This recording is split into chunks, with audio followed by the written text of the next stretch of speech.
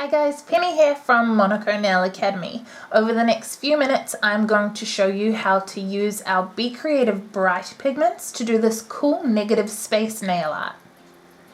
This design was actually a request by one of our Monaco students, Anthea, and she's actually requested to see the design done by one of our educators, Tony from TLC Nails NZ. Now, I'm not 100% sure what steps Tony used, but I kind of like that because a lot of nail art and a lot of being inspired by other people's work and even just by other designs that have nothing to do with nails is working out how to do it, the steps. So I'm going to work out how I would do it, and it'll be interesting to see whether or not it is what Tony did. Now, the effect won't be quite as pronounced because I'm working on an opaque wheel, so we're not going to get the same negative effect that you would get on a normal client, but you'll get the idea and you'll get the steps. So I'm going to start with Artistic Color Gloss in Bright, so the brightest white that they have.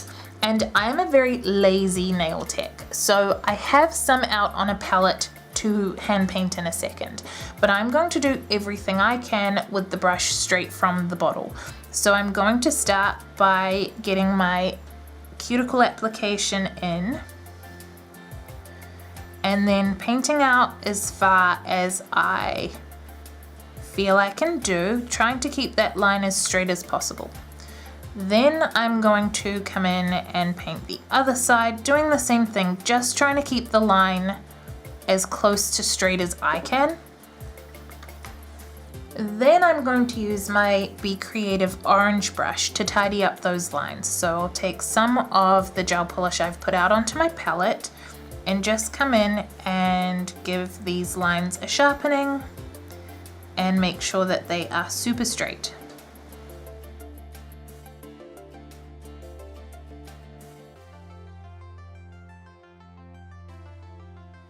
I'll cure that for 30 seconds and then do a second coat. While that's curing, share this video to your page to show your clients what you're capable of. Maybe one of them will ask for it.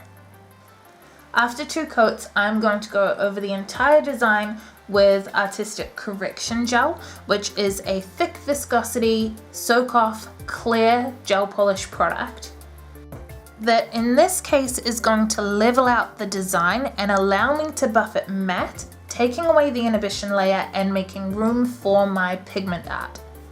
After cleaning the inhibition layer off our cured correction gel, I can then buff it back to matte, which means we have a blank canvas to do whatever we like with. Often I'll do an application like this with bonding gel, the artistic base coat, because it tends to be the stickiest and the one that pigments will stick to the best and the cleanest. However, I want these pigments to really pop, so I'm using Bright again and doing the base with just the white gel polish. I need to cure it for another 30 seconds and then we're going to apply the pigment. The box of tricks is out again, and because of course Tony would never want to make nail art easy for myself, not that she knew I was ever going to do this, but also for herself, she's used all 6 pigments in this tiny space. So we have Ice Pops, Bikini, Flip Flops, Ocean, Cut Grass and Sunshine from the Brights collection, and I've got them here in color order. So yellow and pink would make orange, yellow and blue would make green, blue and pink would make purple. We've got our primary colors and our secondary colors just like they would sit on the color wheel.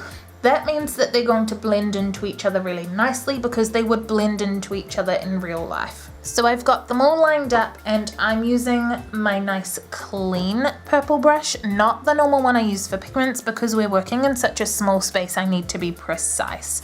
So I'm going to take just the tiniest smidge of Sunshine, then Ice Pops, Bikini, Flip Flops. I tend to just brush off any excess straight onto my towel. Ocean, and Cut Grass. And because I want a really nice smooth blend, I go back in and repeat it a second time. I'm mostly cleaning off between the purple and the blue because I don't want the purple to end up in the green. They would really not mix very well. But the more you avoid cleaning your brush between colours, the better your blend tends to be. Then we just brush the excess off the nail, and you can see exactly why we went to the trouble of correction gel and buffing to matte and then adding in the other colour, is because these pigments are only sticking to the actual newly added bride, not to the entire rest of the nail where we don't want them. To be super clean and crisp, some monomer dampening your brush will act like a magic eraser.